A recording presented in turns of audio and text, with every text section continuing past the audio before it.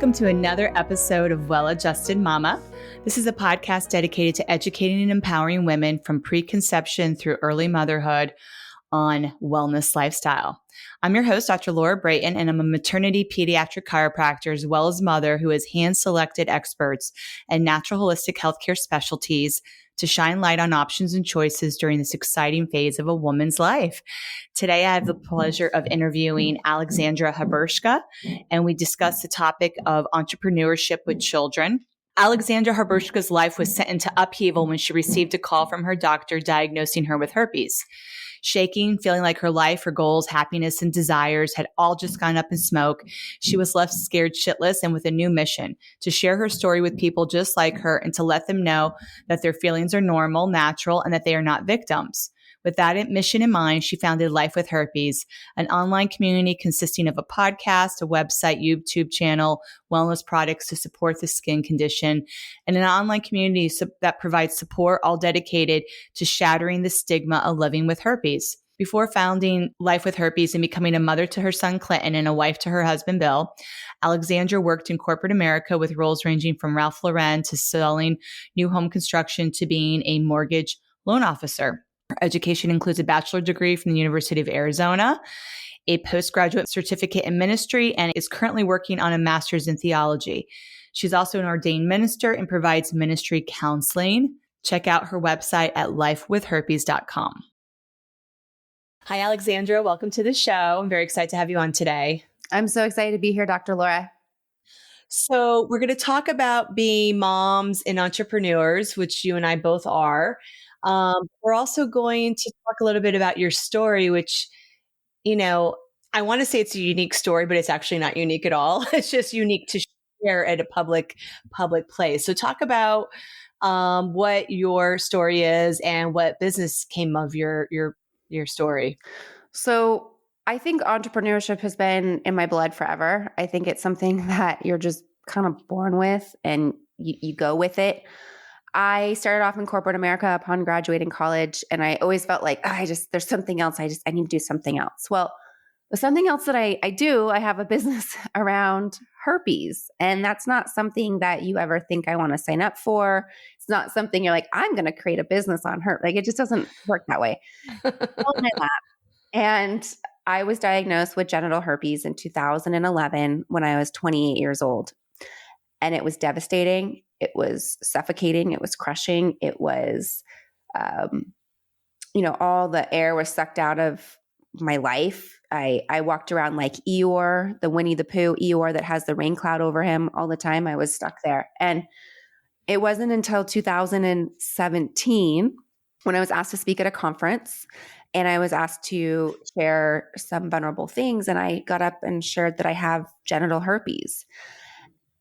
And that also was terrifying, but it was also liberating in the sense that, like, wow, it's off my chest. This deep, dark secret that I've had for 6 years is off my chest. So upon doing that, I realized a couple of things happened. Like, one, the room got really quiet, obviously. Texting, they stopped doing whatever they were doing and looked at me. 2, they came up to me later and said, I have this too, and I've never shared it with anybody, or I've only shared it with partners. And 3, people came up to me and said, I don't have herpes, but I have my own story. I have my own handicap. I have my own, oh no, what just happened in my life? And so upon realizing this, and we have to go back to 2017, it was still extremely taboo to talk about personal things like this. It was very, very taboo. It was starting, now people are on social really talking about their life, their wins, their pitfalls and all that, but not so much about a really personal, deep, especially an STD. Right. So I started doing that in 2017. I made a podcast and I put everything on YouTube, and I realized it just started to help people and support people. And being the entrepreneur, I was like, okay, let me see if I can turn this into a business. And so that's what I did. It took me a couple of years to figure out, because of course you have people going through a hard time and you don't want to potentially capitalize on a hard time in somebody's life. but at the same time, you want to be able to support them and provide tools and provide a platform for them. And so I have thousands of free videos. I have thousands of blog posts. I have thousands, things out there to support people. And the way that I transformed it, I made it very, very, very affordable for people to get support. So to have a support group. That was something that was lacking when I was diagnosed at 28 years old. There was no support group. It was a pamphlet. It was, here you go. You now have a lifelong STD. Bye. There's medication if you want to take it. Here you go. And you're left feeling so, you're Eeyore. You're left feeling depleted. You're left feeling like a leper. You're left feeling like the ultimate sinner. And I just really wanted to support people that way. Yeah. That's huge. And, it's funny. My son was born in 2017 and I'm like, people weren't talking about personal things. Like I was just trying to go back to that year. And, it's when you give birth, it's kind of blurry. But to your point, like the Me Too movement and even Black Lives Matter, all of that's been post 2017. Right. Yeah, it was 2020. People started opening because everybody was home. And then the pandemic had some blessings with just quieting our heads. Right. So then like real stuff was coming out. I think what you're talking about is just really authenticity. Like we all have our dark sides. We all have different things in our lives that have happened. And there's been stigmas, right? It's not just STDs. There's stigmas around a lot of stuff. And how as a community, whether we have that specific stigma or not, how can we all just support each other, right? And recognizing we're all human. Right. And we all have this preconceived notion of what herpes is, right? And we all have a preconceived notion on all types of stigmas, like, oh, well, I don't know about that one, or, oh, I have an idea of why that person's in that situation, or whatever. We have our preconceived ideas. And the preconceived idea of herpes is you are promiscuous, you are not responsible, and you either don't care about your health, or maybe you had someone that cheated on you, but I know who gets STDs, right? And that's the thought, and it's been made. Unfortunately, there are millions of people are living with STDs, and I believe that the reason why STDs are on the rise are because we look at it as like, oh, well, I'm not going to tell anyone I have it, and they're just going to have to figure it out on their own. Oh God. Right? And unfortunately with herpes, it's such a weird virus in the sense that you can come in contact with it at say 20 when you're in college and it not pop up until you're 40. And you're like, I've been in a monogamous relationship for the last 15 years. Where did this come from? And then that creates such an unnecessary stress on a marriage, all these things, right? And so the virus is tricky. It's weird. It can go dormant and then just pop up whenever 10 years later. Majority related to typically stress. Is that what helps kind of bring it up? Stress. I'll talk to a lot of people that, just had a baby, or, you change as your body changes, you change. But 2 out of 3 people are living with HSV1 and 1 out of 6 are living with HSV2. And that comes to roughly 80% of the population is living with herpes. So when you have such a majority living with it and you have this awful stigma, it's like, if we could just talk about it and realize that it's unfortunately normal. Common. It's common. It's common. Right. Can you clarify the difference between HSV1 and HSV2? So it wasn't until roughly 40 years ago, we couldn't tell the difference. We didn't have the technology to really dive into viral DNA and see that there was a difference. So herpes was just herpes. You either had it on your mouth or you had it on your genitals. In some cases, like a lot of dentists had it on their fingers. It's called herpetic whitlow because, they were I remember as a little girl, my dentist didn't use gloves, like they were they're in your mouth. So you can also get it on your fingers. You can also get it in your eye. But HSV1 is most commonly associated with oral herpes, and HSV2 is most commonly associated with genital herpes. However, like I said, the virus is tricky. It's smart. It'll go anywhere you give it the opportunity to go. So what's happening now with our teens, with our youth, the 20s, well, and it doesn't just stop in your 20s, but most people now, I'd say a huge handful, I wouldn't say most, I would say it's pretty equal of people getting diagnosed with genital herpes are also getting HSV1. So it's not just the bad virus, the HSV2 one, because people are doing things with their mouth.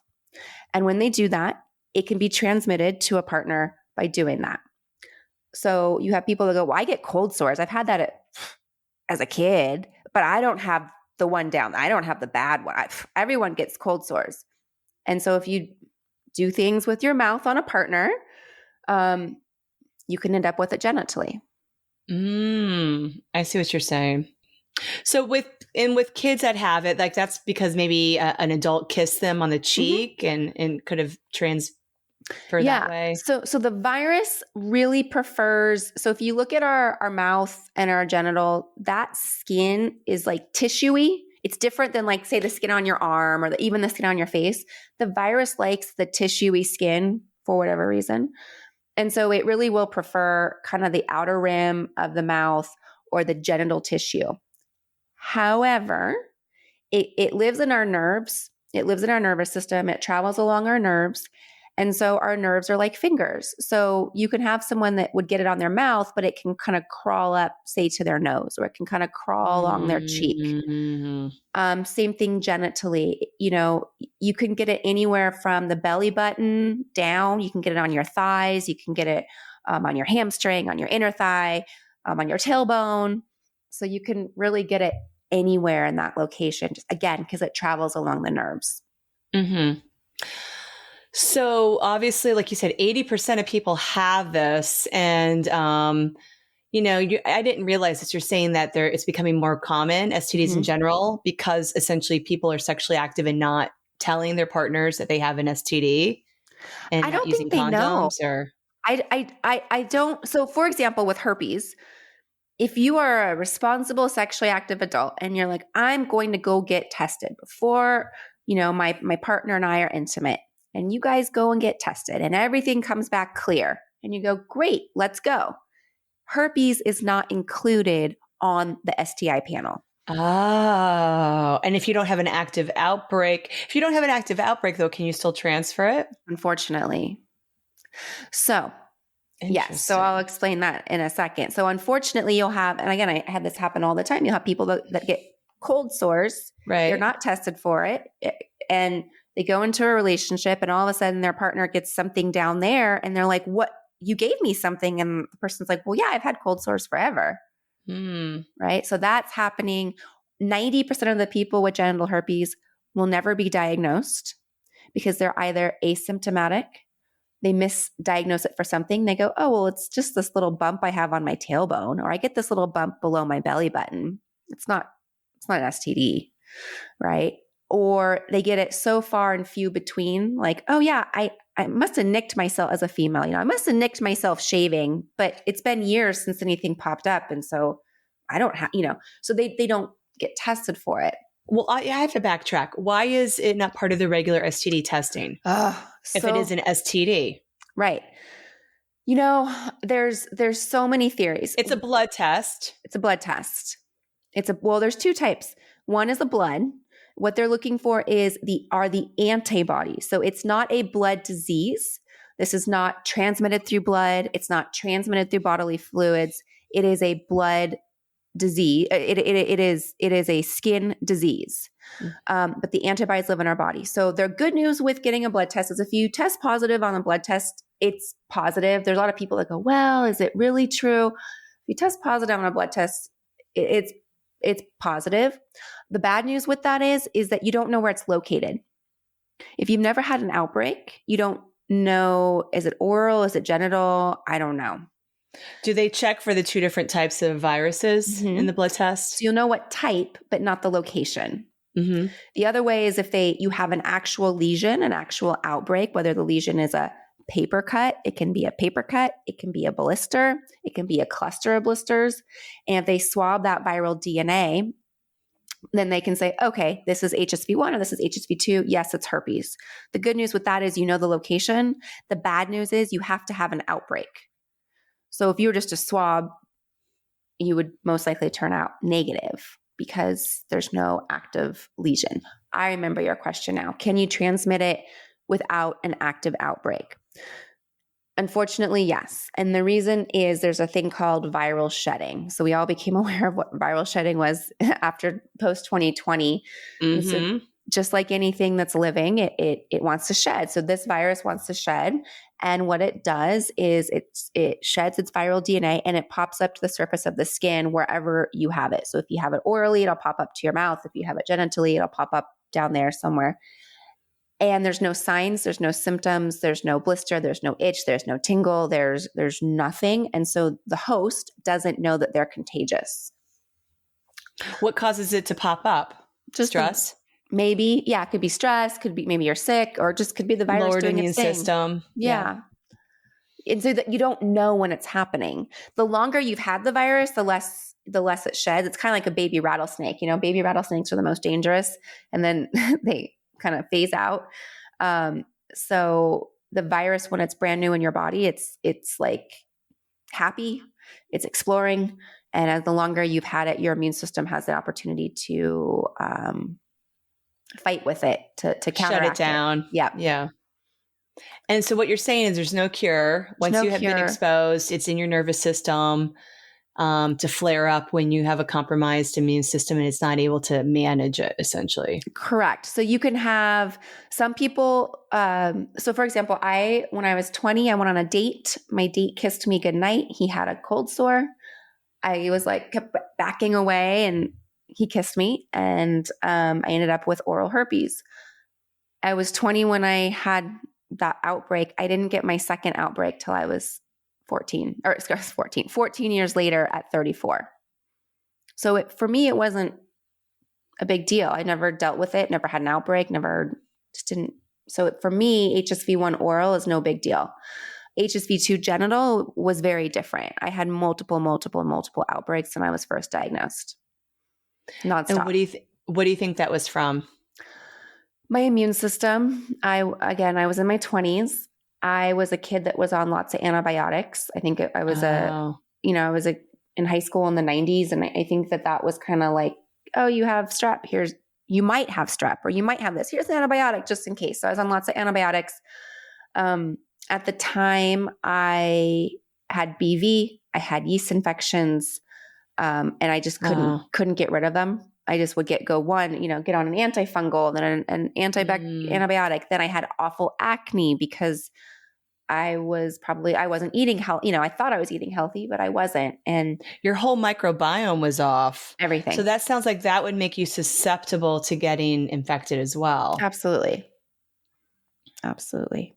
You asked me earlier, why do doctors not test for it? And there's such an aftermath of, they say the aftermath of learning your diagnosis can be far worse than just knowing you have it. And when the majority of the population has it or will get it, their thought process is, well, if you don't have an outbreak, I don't want to bring that to your attention. You want to open that can of worms. Right. Yeah, it's very interesting. I'm just thinking back to even my personal story. I was in an engaged relationship and found out that he was cheating on me. So I went to my midwife and I said, I don't have any symptoms, but check me for everything, right? And they did do a blood test and they did check for herpes. So that might be unique because it was maybe a more holistic office. Yeah. But I was going there hey, I just want to, check everything, all the boxes while I'm here. To your point, for people that are okay, I have a new partner. I want to be have an intimate relationship with this person and let's get tested, which is really so responsible. And then they're still not even really checking all those boxes. It happens. It's unfortunate. all the time. I talk to at least one person a week that's like, I got tested. I am in a committed relationship. We got tested. We waited to be intimate and I got this, and right. Or you have people that are, again, in long-term relationships, whether it's marriage or long-term relationships, whatever it is. And they're like, it just showed up. What happened? How did this happen? So it's a sneaky virus. So I'm thinking about like HPV, obviously different virus, also sexually transmitted. Mm-hmm. That tends to clear like in a couple years in most people with, a healthy immune system. Why is herpes different? Why is it just get stuck in the nervous system like I'm thinking of chickenpox. That is also it's the same. herpes. It's also herpes. Yeah. Oh, that's shingles, also herpes. Mono, those are all herpes. They're pretty smart. They've evolved.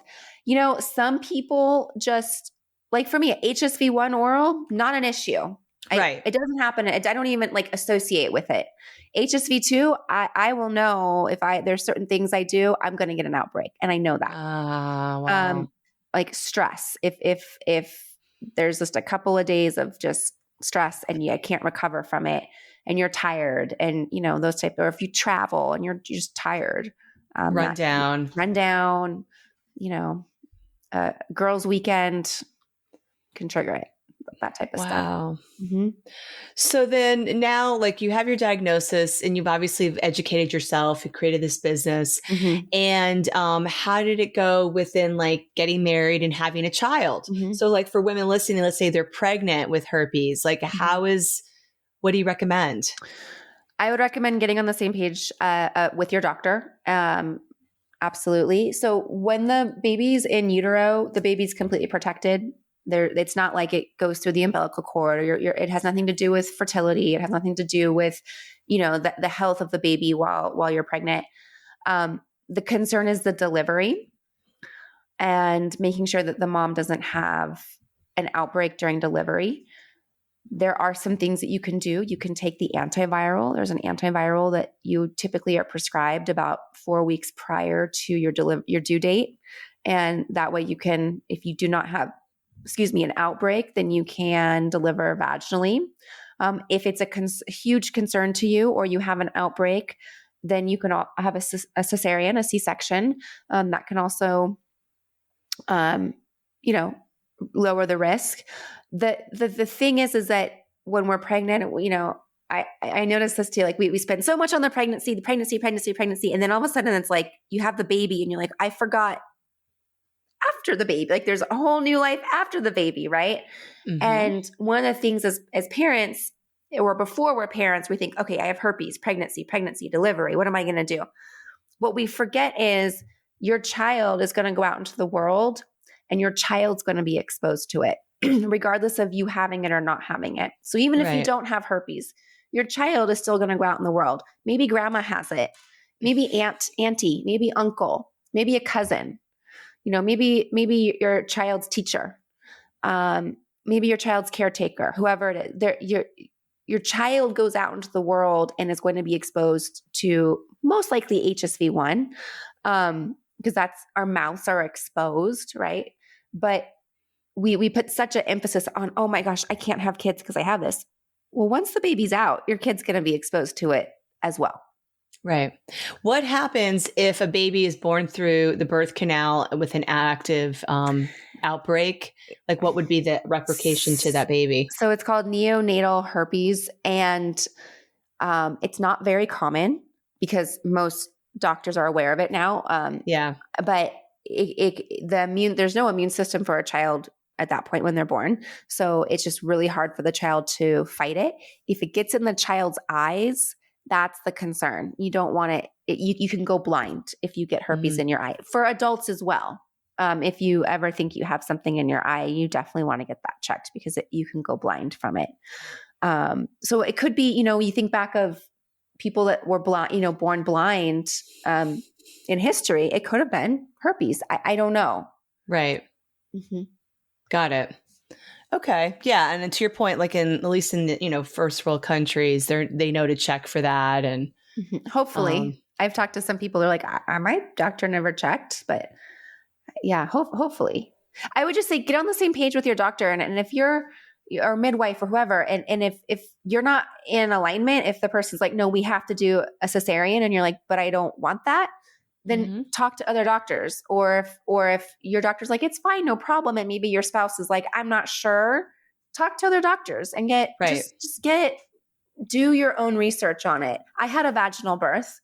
It was fine. So it's absolutely doable. Yeah. And I wasn't aware there was an antiviral med that's obviously pregnancy safe that can be taken prior to delivery, assuming the baby's not premature.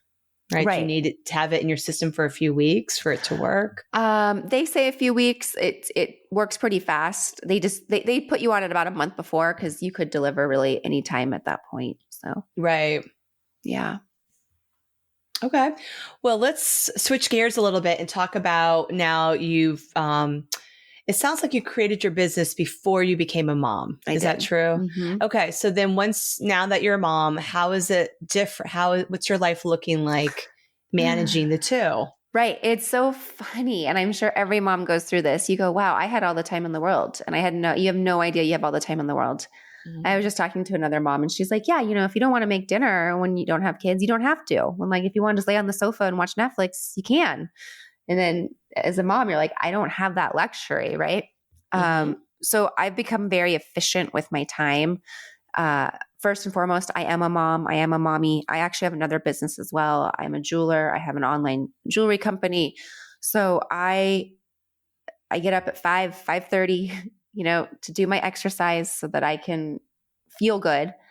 And then I'm, fully engaged with my son from about 6:37 on till we go to school. As soon as I drop him off at school, it's like, do not talk to me. My phone is on silent. I am working on my business. And as soon as he's done with school, we are full on mom. So as far as my business, I become very efficient. Like what maybe would have taken me a day, I do in an hour now. And that's what I do. It's just, that's how I get it done. I can really relate to that. Like and also I'm really grateful that I started my business before I became a mom, because I was really hustling and I was working hard and doing hours that I would never want to do now as a mom, to grow and build the business. But I did really think like, oh my God, I'm so busy. And I was like, oh, you're not, you really have no idea. You have no idea what busy is until you are a mom, and specifically, I think working moms. Yeah, absolutely. You don't realize, and it's important. Yeah. You just become so organized. That's what it is. Organization. So talk to me about what organization looks like for you in your life. Meaning for me, it's meal prep. I have my vegetables cut. I have everything's washed, the fruit's washed, so that when I go to make dinner, I don't have to I gotta peel the carrots. It's like they're already peeled. I do it beginning of the week or over the weekend. It's done for the week. It makes easy snacks, or it just makes dinner super easy and efficient that I can put it on. It takes me 5 minutes to put dinner on, opposed to, well, I got to cut this and I got to prep that. So for me, it's meal prepping and making sure I have enough food for lunches as well, because I work from home. And then if I, take an hour to make lunch, well, that's an hour that I don't have. So I want to sit down and eat lunch. So for me, it's meal prepping, and then also just being ready for the next activity. Like today, when I got home from dropping my son off, we're going to a party this afternoon. So I was like, all right, I need to get, the outfits out, and it needs to be ready to go. Just boom, boom, boom, boom, boom. Just check. Got it. Yep. Yeah. So meal prep, even like grocery shopping, obviously. So you're prepared for the week, and you're not like, oh, I have to go to the grocery store every day. Who has time for that? Right. Because that's time out of either just relaxing with your kid or your spouse, or maybe that's time that is taken away from your business. Maybe you would have had half an hour to do something really quick. So, but then also turning it off and just, I work hard and then I'm off. I don't look at it. I'm present. I'm very, very present. Yes. Yeah. So you're off as an entrepreneur and you're on as a mom, and you really have those buttons that you push, which I do agree with that. Like I have to be really careful when I get home after commuting to be like, oh, let me check my email or whatever. It's like, no, none of that's really urgent at night. Everything can wait till the next morning. Right. And I have to make sure I go to bed. As soon as my son's in bed, I'm in bed. Like me too. My day's over.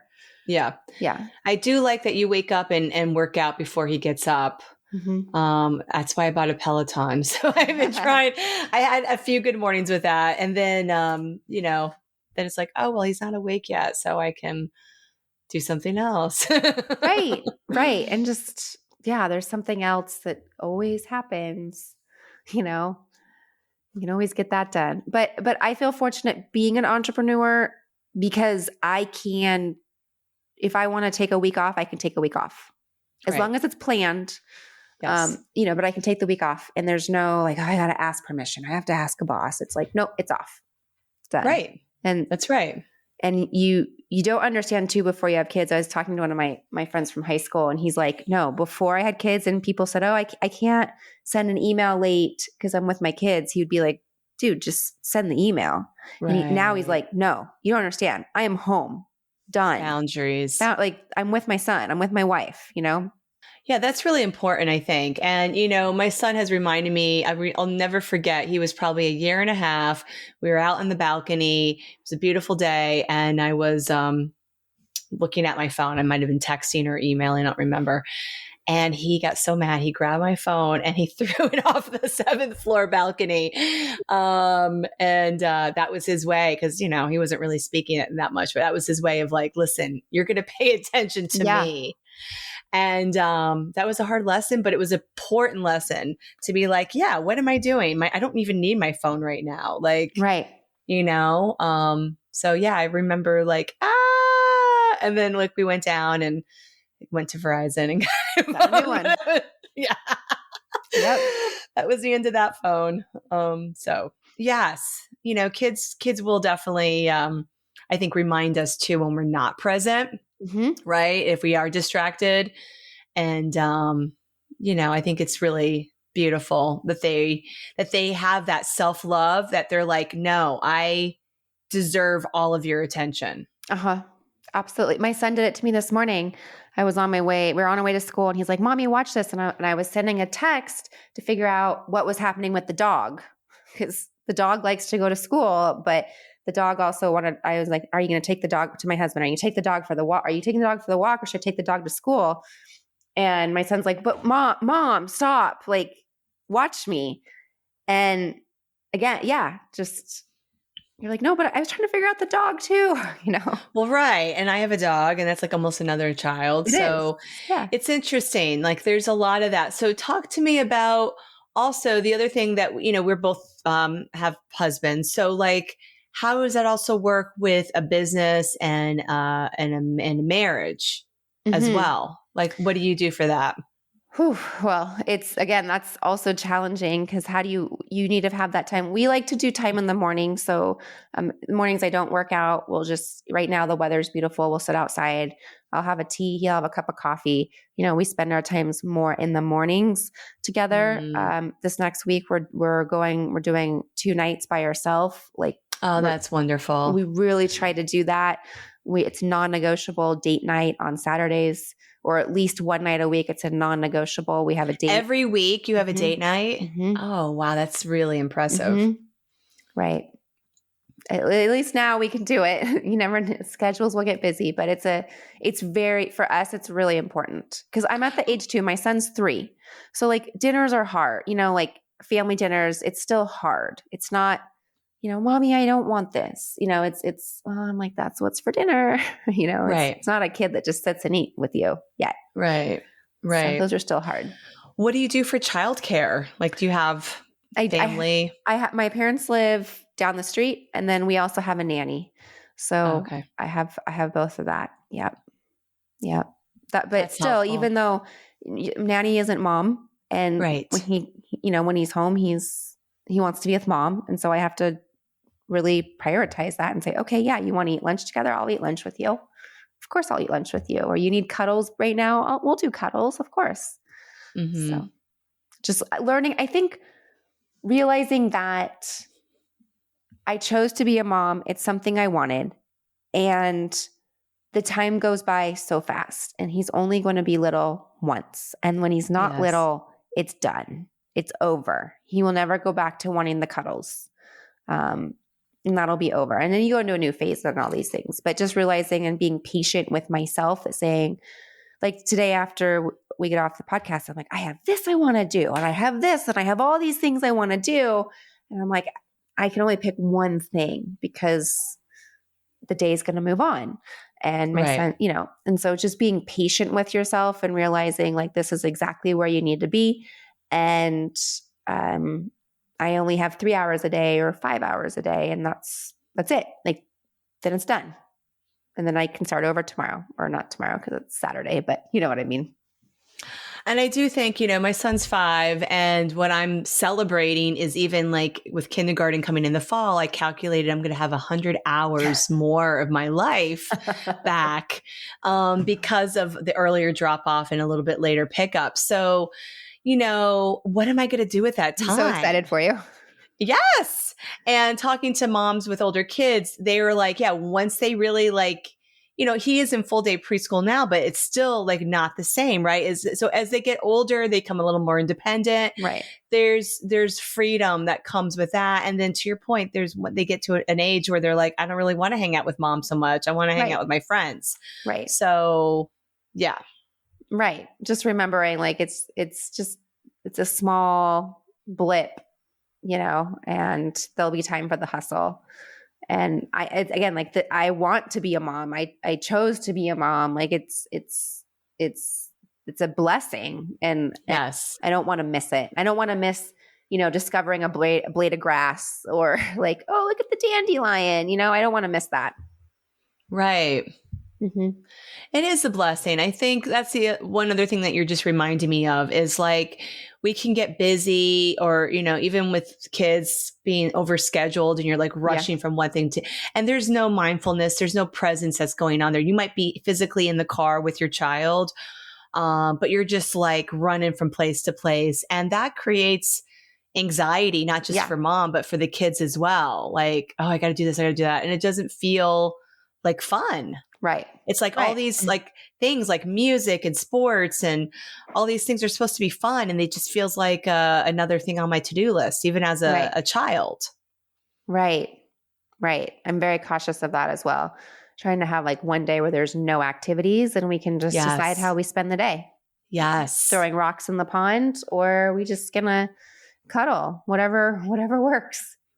Yeah, my son really treasures that. And he's like, oh, Fridays, mommy picks me up from school and we have the afternoon to do whatever we want, and, or Sundays are our family days. So it's really important to have those unscheduled times as well. And you just make, and like, especially when they're younger, doesn't even have to be much. Like, oh, we're going to throw rocks in the pond. Yeah. You know what I mean? Right. It's so simple. Right. And like my son, sometimes he'll wake up and I'm working out, and I work out from home because it's just less time to go somewhere. And he'll be like, I want to work out I do bar. And he's like, I want to do bar. And I'm like, okay. And it's like, I don't get my workout, but I realize the potential long-term of it's teaching him to do exercise, and it's mom and I do bar together. Mom and I, we do bar in the mornings, and that's going to be great. And he'll realize, oh, eventually he'll do his own exercise in the morning.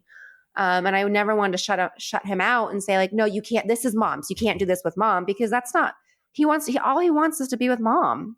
Right. So, okay, we'll do bar together, great. It's not a workout for me, but we're doing it together. It's time together. Yeah. That's bonding. That's so cool. Well, do you have any last thoughts you want to share with the audience? I would say yes, whatever. So my personal 9/11 was getting herpes, and whatever yours is, know that you can work through it. Absolutely, it will not hold you back unless you let it. And it's okay to go through that Eeyore phase. It's okay to grieve. It's okay to feel like you can't get out of bed. But know that you do have the strength and you do have the resources, and you can fight it. For herpes, it's a mental fight. So you can fight the stigma, you can fight it, and you can go out and you can still create the life you want, and you can still marry, the man of your dreams, woman of your dreams. You can still, you can still become a mom. And mine's specifically herpes, and yours might be something else, but educate yourself on it and learn what it is and learn what it's not, and find a community in which you can support yourself through it. Well said. Well, thank you so much, Alexandra, for coming on the show today. Well, thank you so much, Dr. Laura. It's been great. I really hope you enjoyed today's episode with Alexandra. I think she speaks such a powerful truth that no matter what we have going on in our lives, when we really live in authenticity and transparency and reality, then we can really just really live our lives in a much more fuller, more purposeful way.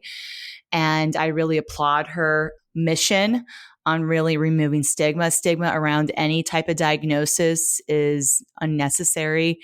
And it's a wonderful time to elevate our consciousness and really no longer live in that shame of whether it's a physical or mental diagnosis that we've been labeled with, how we can really persevere beyond that and still live a really full, vital life.